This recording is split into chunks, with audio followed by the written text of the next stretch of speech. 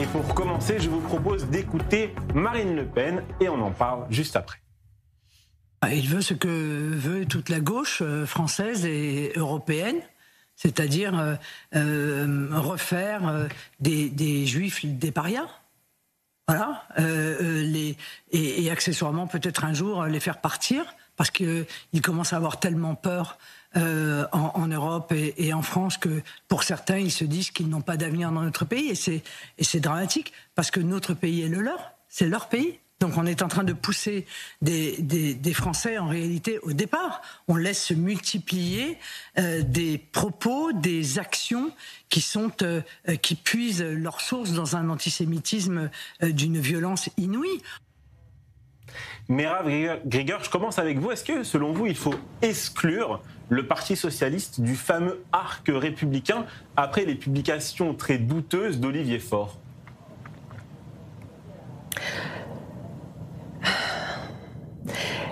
Je dirais qu'il faut sauver le Parti socialiste, que c'est un parti qui a chaviré, c'est un véritable naufrage. Moi j'aurais tout dissous et j'aurais remis des nouvelles personnes. On a perdu les socialistes en France, il n'y a plus de Parti socialiste. Ce qu'il représente aujourd'hui, ce n'est pas le socialisme à la française qui était honorable. C'est particulièrement lamentable. Aucune personne de gauche avec des véritables valeurs de gauche ne peut se reconnaître aujourd'hui dans ce parti. Mais certains datent ce basculement, je continue avec vous, Merav, certains datent ce basculement de la primaire pour les élections présidentielles, Manuel Valls, Benoît Hamon, et les électeurs du Parti socialiste préfèrent la ligne de Benoît Hamon, qui est aujourd'hui la ligne majoritaire au sein de ce parti. Ce sont les électeurs qui ont tranché ça. Oui, c'était déjà le début du déclin.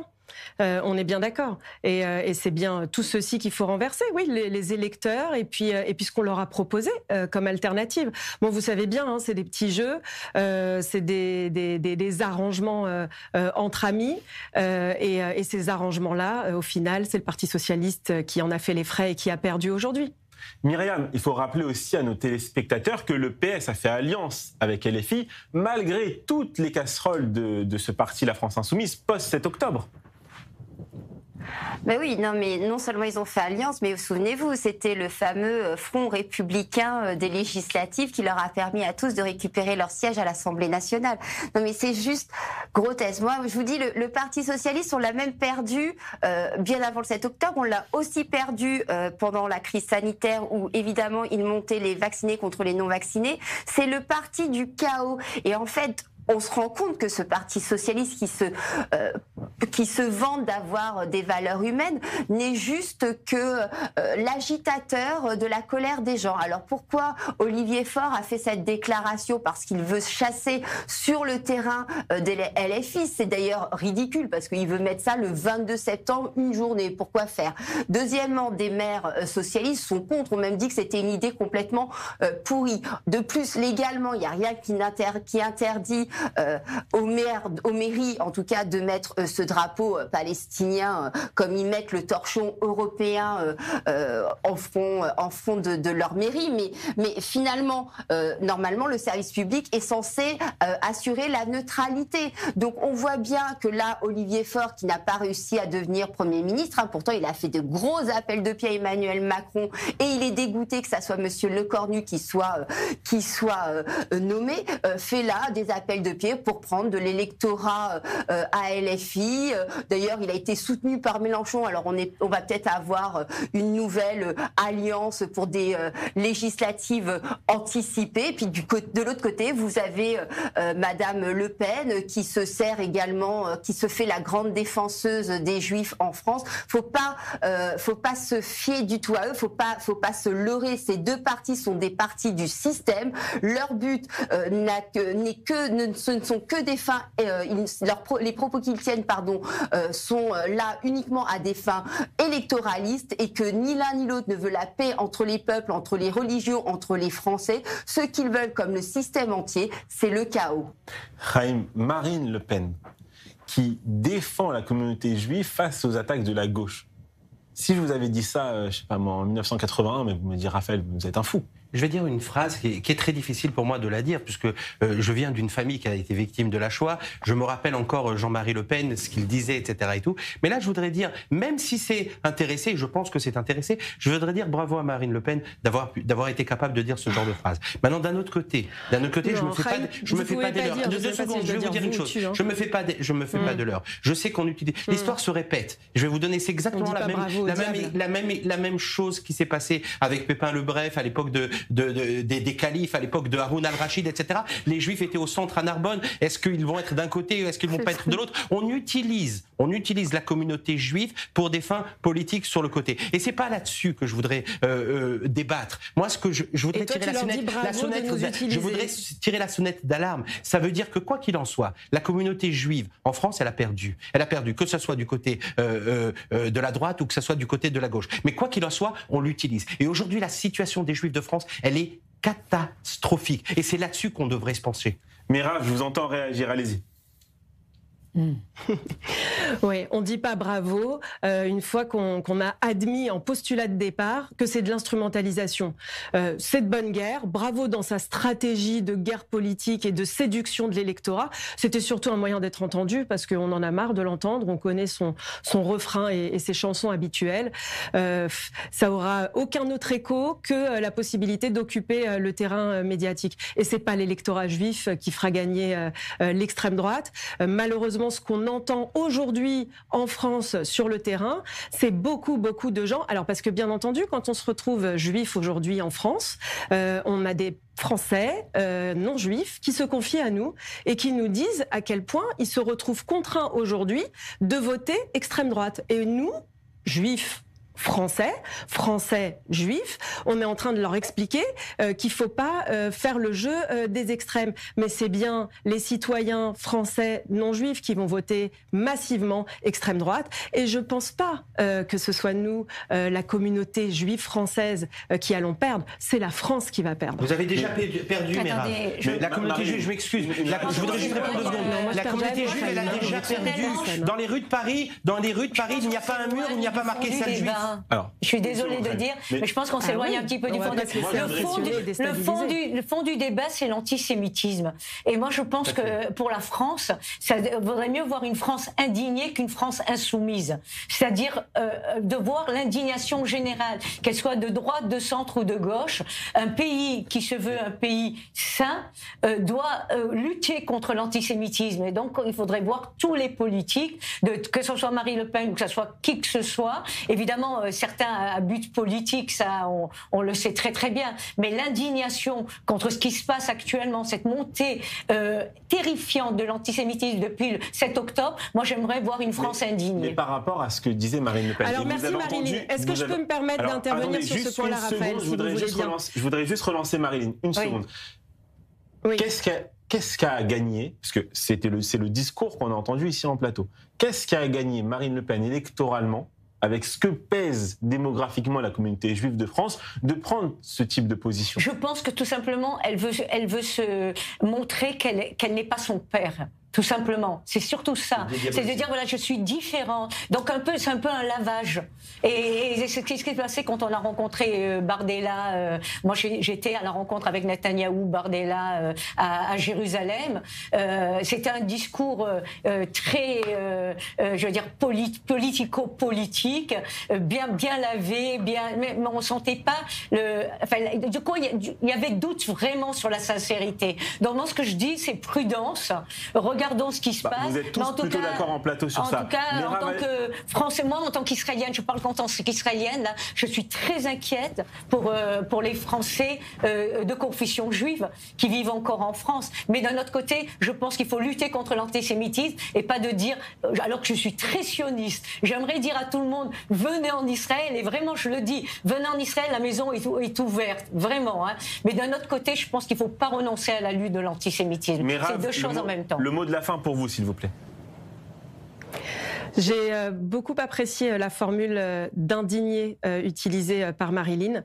Et oui, nous, citoyens français de confession juive ou d'appartenance identitaire juive, oui, on est indignés, et pas que nous, face à ces politiciens qui se taisent, qui font preuve d'une lâcheté hors norme. Dans un environnement où la parole est libre, ils jouent les lâches et les opportunistes. On ne les entend pas se dresser contre ce fanatisme, contre ce fascisme, contre cette dictature de la pensée. Ils sont à 100% responsables de nos souffrances aujourd'hui en France et en aucun cas représentatifs des Français. Parce que non, Emmanuel Macron, aujourd'hui, plus que jamais, ne représente pas les Français.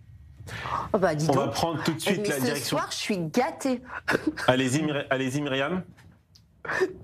Non, mais ce soir, je suis gâtée, je suis ravie d'être venue. J'entends des discours incroyables, ça me fait plaisir. Je me sens moins seule, c'est top. Bon, alors ça veut dire que vous allez C'est un revenir. plateau très féministe aussi, il ne faut pas l'oublier. Hein. Ça joue. Et on va Pour prendre, le bien. on va prendre tout de suite la direction de Paris 1, Panthéon-la-Sorbonne, pour ce troisième débat.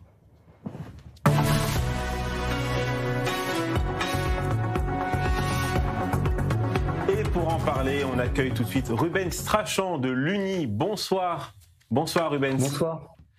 Alors, comment expliquez-vous cet antisémitisme décomplexé de ces étudiants? Je rappelle le contexte, un groupe WhatsApp avec un sondage qui est envoyé pour ou contre les juifs. Ensuite, un tri parmi les étudiants dans un groupe Instagram en fonction du prénom ou du nom de famille, et on suppute que ces personnes-là sont soit des juifs, soit des sionistes parce qu'ils portent un prénom ou un nom à connotation juive.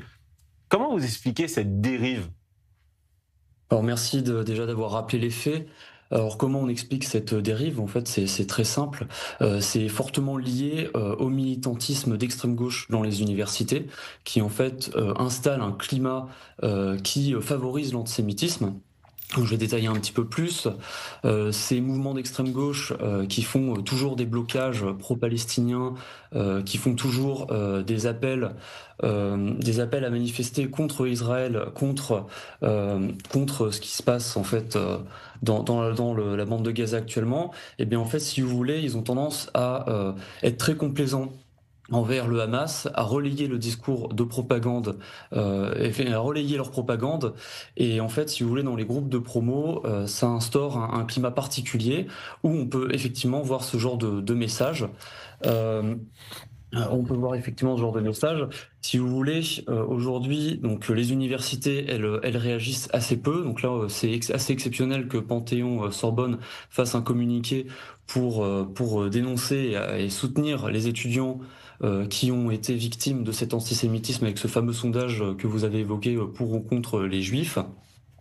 Et forcément, quand on a un ministre de l'enseignement supérieur qui nie l'islamo-gauchisme, qui est en fait la cause réelle de cet antisémitisme qui est devenu structurel dans les universités, c'est difficile de lutter efficacement contre, même malgré sa prise de position. Mais Rubens, justement, c'est ce qui s'est passé. J'imagine que vous côtoyez des étudiants juifs au quotidien. Est-ce que vous sentez qu'ils cachent leur identité religieuse pour essayer de passer une année la plus tranquille et pouvoir étudier?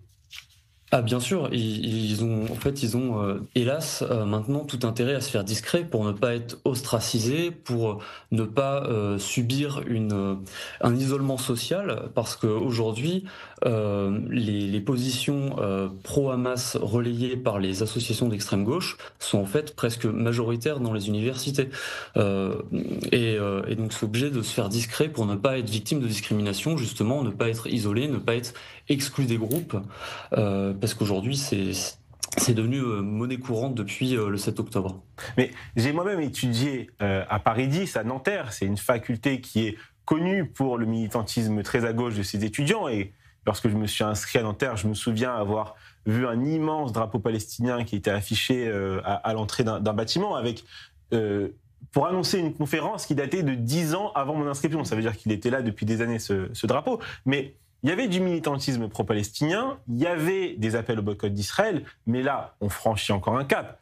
Là, ces militants-là, ces jeunes-là, ces étudiants ne peuvent plus se cacher derrière la critique du gouvernement israélien. Là, c'est les juifs pour ou contre. C'est quand même un pas qui est franchi, qui est hallucinant. Exactement, comme vous le dites, c'est un pas supplémentaire dans les dérives de l'extrême gauche à l'université. Nous, ça fait des années à l'Uni qu'on dénonce justement cet antisémitisme qui grandit à cause de ces organisations. Et en fait, on espère à l'avenir qu'on ait un ministre de l'enseignement supérieur qui réagisse réellement en comprenant les causes de cet antisémitisme. Parce que c'est pas en niant l'islamo-gauchisme comme le fait notre ministre Philippe Baptiste que l'on va pouvoir réellement régler ce problème. Même si, en effet, il condamne ce qu'il se passe, mais il n'apporte à aucun moment une solution concrète et durable. Mais il y a un mot que vous avez employé qui vraiment, moi, me fait très peur. Vous avez dit que ces étudiants juifs, s'ils assument leur identité, ils risquent un isolement social au sein de la fac. C'est-à-dire que même dans les groupes de TD, par exemple, en amphi, on ne va pas s'asseoir à côté d'eux, on ne va pas travailler avec eux pour faire des projets communs. C'est ça que vous dites ? Tout à fait, oui, exactement. On en est arrivé là actuellement à l'université française. Ce qui se passe aujourd'hui donc à Panthéon-Sorbonne n'est pas un cas isolé. Ça arrive dans beaucoup d'universités. Il y a des propos scandaleux qui sont tenus par des militants d'extrême gauche et pro-Hamas régulièrement. Les établissements réagissent plus ou moins rapidement. Par exemple, il y a quelques semaines, on avait une étudiante réfugiée palestinienne à Sciences Po Lille qui tenait justement des propos antisémites sur son Twitter et même qui relayait des propos de Adolf Hitler, et heureusement elle a été exclue, mais ce genre de choses c'est de plus en plus courant. C'est pour ça qu'il est extrêmement important de réagir, et nous à l'Uni justement on aimerait bien qu'il y ait une commission d'enquête sur l'extrême gauche à l'avenir qui puisse notamment affirmer le lien entre certaines organisations étudiantes qui aujourd'hui soutiennent ou en tout cas sont assez laxistes sur ces sujets, et justement les actes antisémites et les propos qui peuvent se dérouler au sein de certains campus. Merci beaucoup Ruben Strachan d'avoir répondu à nos questions ce soir sur i24 News.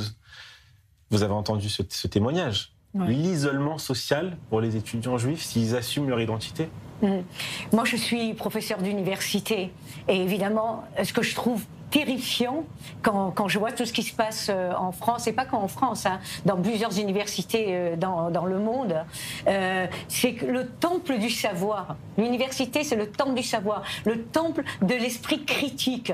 Or, quand on voit par exemple que l'insulte suprême c'est sioniste, donc ils savent même pas de quoi ils parlent. Qu'est-ce que ça veut dire le sionisme ? Le sionisme, c'est un droit, c'est le retour des Juifs sur leur terre. Ils veulent revenir sur leur terre, ils veulent pas revenir sur leur terre. C'est un choix. Les Juifs de France peuvent décider s'ils veulent ou pas. Israël génocidaire, un mélange total d'une critique, par exemple contre la politique gouvernementale israélienne et la position des Juifs de France, leur vie, alors qu'ils sont français exactement comme n'importe quel autre Français. Donc c'est ce qui me terrifie. C'est cet antisémitisme qui est un antisémitisme totalement aveugle, comment dire, dangereux justement, dangereux parce que ignorant, c'est vraiment l'ignorance crasse, et ça c'est le pire. Mais on parle là d'étudiants qui ont eu le baccalauréat, qui sont entrés en première année de fac et qui lancent un sondage dans un groupe WhatsApp pour dire les Juifs pour ou contre. C'est terrifiant. Vous savez pourquoi c'est terrifiant ? Parce que les universités en France, c'est un petit peu le baromètre de ce qu'il va se passer demain en France. Et aujourd'hui, ça fait très très peur. Aujourd'hui, il rappelle aux Juifs que le mot juif, ce n'est pas juste une religion, c'est appartenir à un pays. Il leur rappelle ce qui était juste avant Napoléon, c'est qu'un Juif, c'est un Judéen, c'est Israël. Donc lorsqu'on parle de Juifs, on est contre Israël. Et aujourd'hui, il n'y a plus de place pour les Juifs en France. Et si la communauté juive ne s'en aperçoit pas, eh bien elle peut continuer à se battre, et moi je souhaite qu'elle continue à se battre. Mais elle a aussi une autre solution, c'est de monter en Israël. Parce que le combat, il est très dur. Aujourd'hui, malheureusement, cela nous rappelle les années noires juste avant la Deuxième Guerre mondiale. Mais c'est très très grave, vous vous rendez compte ce qui se passe ? Aujourd'hui, juifs ou pas juifs, on va les mettre de côté, ils vont pas rentrer dans les TPE, etc. Mais on parle de quoi ? C'est des choses qu'on n'aurait même pas pu imaginer il y a pas très longtemps. On parle de quoi ? On dit, on va se battre contre les sales juifs. Mais c'est dans tous les immeubles aujourd'hui. Avant, c'était juste à Créteil ou à Sarcelles. Aujourd'hui, c'est même dans Paris 16e. J'étais en France, j'ai vu les gens de la communauté du 16e me disent mais c'est chez nous aussi, vous pouvez voir, regardez, ils me montrent des photos, etc. Pas tout n'est répertorié parce qu'on n'a plus envie même d'aller au commissariat, parce qu'on les regarde de haut. Aujourd'hui, le juif se sent mal en France. Et d'ailleurs, on a commencé l'émission par ça, en parlant que la communauté juive est venue par milliers dans les salons de l'Alia avec l'agent juif. Vous savez, c'est quoi la chance? C'est que contrairement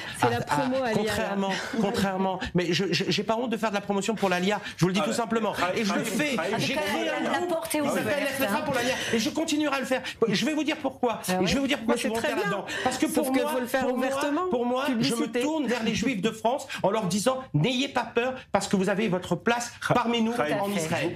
Je vous propose de voir un chiffre. Bien parce sûr, que comme toujours, comme tout le temps. On va élargir ce débat. Il n'y a pas que la France. Regardez, Rebecca en régie, je vous demande d'envoyer ce chiffre. 78% des étudiants juifs cachent leur identité à l'international, à l'université. C'est à l'international. À l'international. Donc, comment réagissez-vous lorsque vous voyez ce chiffre, Merav ? Alors, en tant qu'étudiante de la Sorbonne, je suis déjà désolée que ce soit arrivé chez nous. Et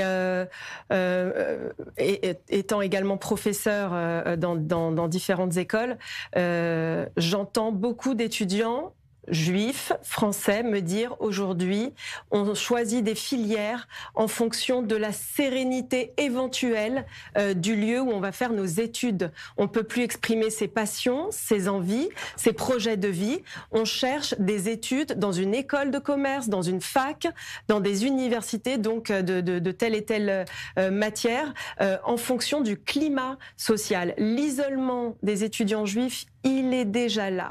Je pense que c'est effectivement décomplexé, c'est décuplé, c'est encouragé au niveau international. Les réseaux sociaux jouent leur jeu aussi pour créer cette tendance. Il y a un effet de mode qui est certain. L'effet de mode, c'est des moutons. Tout à l'heure, Marilyn parlait d'ignorance. Oui, il y a une part d'ignorance dans la haine, et puis il y a aussi la haine parfaitement consciente, la provocation, la discrimination, la placardisation des Juifs aujourd'hui en France. Alors oui, c'est un phénomène international. Moi, ce qui m'inquiète le plus aujourd'hui, c'est ce qui se passe en France pour nos enfants, qu'ils soient juifs ou pas juifs. C'est inacceptable de vivre en France dans un climat pareil. Moi, je suis née en Israël. J'ai fait mes études en France dans toutes les écoles publiques, les écoles de la République. Ça n'a jamais été simple de porter un prénom comme le mien. L'anti-israélianisme, anti-juif, anti-sionisme a toujours été mélangé. Il était là, latent. Aujourd'hui, il est parfaitement démasqué, libre et décomplexé. C'est ce qui est beaucoup plus dur pour nos enfants. Et je constate notre échec, à nous tous, Français, face à cette montée de l'antisémitisme, du racisme. On l'a dit, aujourd'hui c'est les Juifs, demain ce sera d'autres. Ce sera certainement les homosexuels et d'autres minorités. Myriam, est-ce que je peux dire quelque chose ? Allez-y Myriam, allez-y. Je vais essayer de faire court. Bon, vous avez parlé de votre anecdote à la fac de Nanterre. Moi, j'aimerais juste rappeler qu'à mon époque, je suis un peu plus vieille que vous, Raphaël. On portait pas on voulait pas porter de signes distinctifs de notre religion à Assas parce qu'on avait le GUD qui nous tabassait la tronche. Et moi, j'ai eu quelques bagarres un peu costauds avec certains d'entre eux. Donc, l'antisémitisme, bon, maintenant, il est de gauche. Avant, il était de droite et ça a toujours existé. Moi, j'aimerais juste apporter un point de vue différent puisque vous avez parlé des réseaux sociaux. Je crois aussi que les Juifs sont aussi un peu responsables de ce qui se passe. Comme vous le savez, les jeunes sont sur les réseaux sociaux.